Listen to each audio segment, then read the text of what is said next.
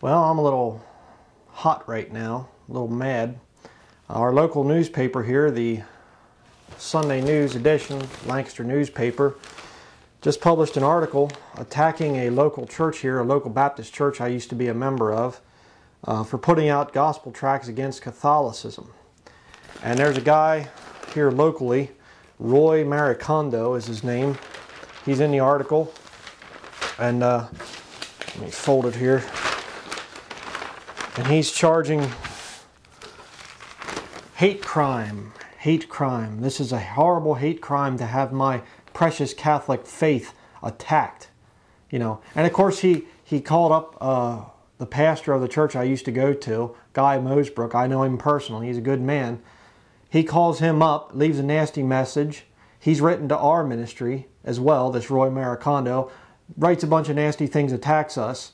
And then I sent him a letter trying to talk to the guy, open up conversation with him.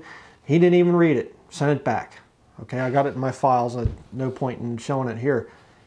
But the fact is, it's hate crime for us to say things negative against the Catholic Church, but it's not a hate crime for him to get mad and attack Bible-believing Christians. You see the warped mentality here? And you see the thing of this hate crime thing.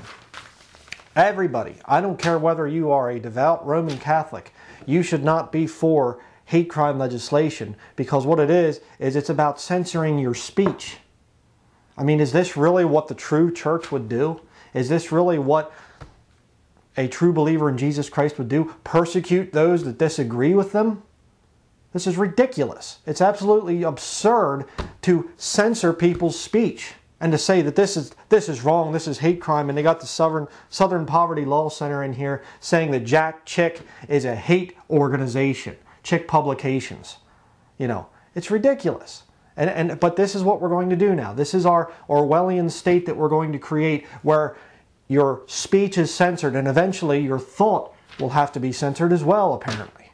You know, never mind the fact that you have books like this one here and this one here, the Council of Trent, okay, which condemns people like me, a Bible-believing Christian, okay, condemns you. You're not even allowed, according to the Councils of Trent here, you're not even allowed to have literature that's against Catholicism.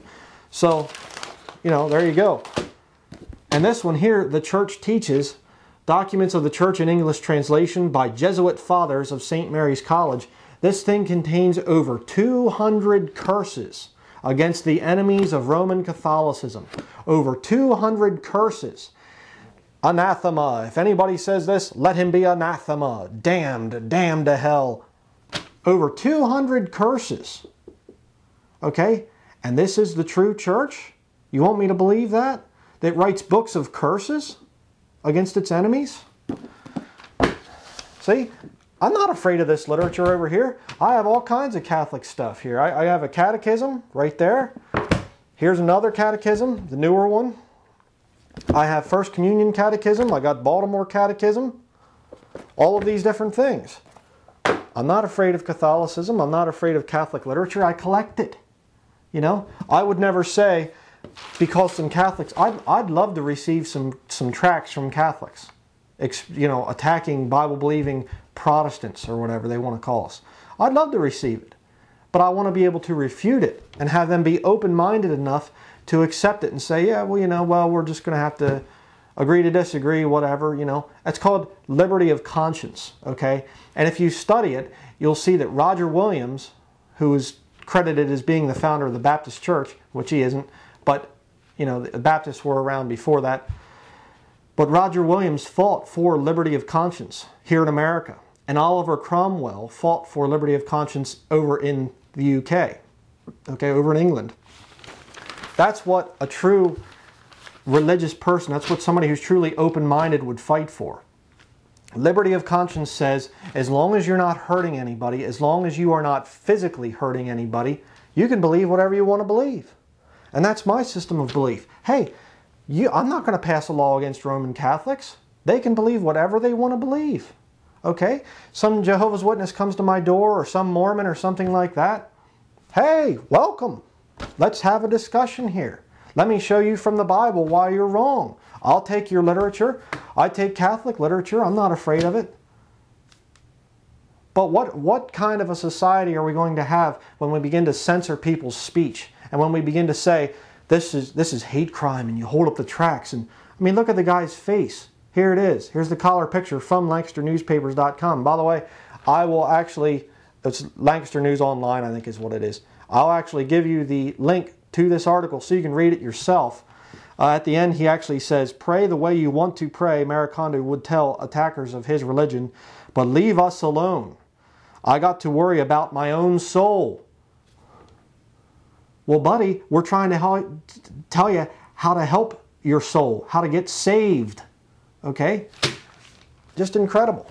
Absolutely incredible. And this is the kind of dangerous philosophy that is coming here into America, where they're trying to censor speech, and they're trying to, it is illegal to pass out gospel tracts. And this is hate crime or something ridiculous, simply because we point out some problems that the Roman Catholic Church has. You know, over the pedophile priests and everything molesting children, but I guess I shouldn't say that either, you know. It's ridiculous. Here again, I have my Sunday Missal. Here's a Dewey Reams Bible. Okay, this is the Confraternity edition. That's not the real one. Here's New American Bible.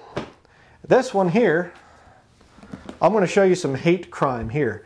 This is this thing right here. See if I can get that on camera. $150 for this. Okay? This entire 4-volume set is the original Jesuit Dewey Reams Bible of 1610. And you wouldn't believe some of the stuff that's written in here. Here in Revelation chapter 17, one of the footnotes says, putting heretics to death is not to shed the blood of saints. Okay, and then it says, the Protestants foolishly expounded of Rome, for that there they put heretics to death, and allow of their punishment in other countries. But their blood, Protestants, is not called the shedding, or is not called the blood of saints, no more than the blood of thieves, man-killers, and other malefactors, for the shedding of which by order of justice no commonwealth shall answer. You talk about hate crime. Saying that you kill a Protestant, it's no different than killing a thief or a murderer. You know? But hey, what am I going to do about it? Am I going to try to get Catholics arrested and thrown in prison because their church teaches stuff like this? No. I'm not going to get them arrested and thrown in prison for that. Hey, believe whatever you want to believe. You know? But this kind of rank hypocrisy here, where you can attack Bible-believing Christians, but then they're not allowed to fight back. This is censored speech. This is Dark Ages philosophy. I mean, what's next? Are we going to start burning Christians at the stake again? See? So, check out the article. Read it for yourself. Write the guy write him a letter. Okay? Write the guy that wrote this article. His name is on the... here's the printed edition. His name's on there. John Rutter is a staff writer for the Sunday News. His email address is right there. You can go to it. Lancaster, what is it?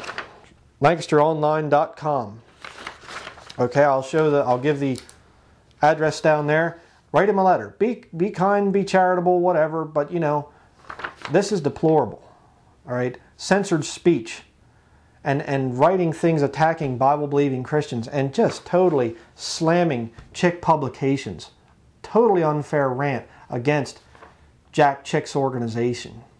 It's ridiculous. This is the kind of stuff that everybody should be against. Censored speech is not freedom. It's slavery. All right? That's it.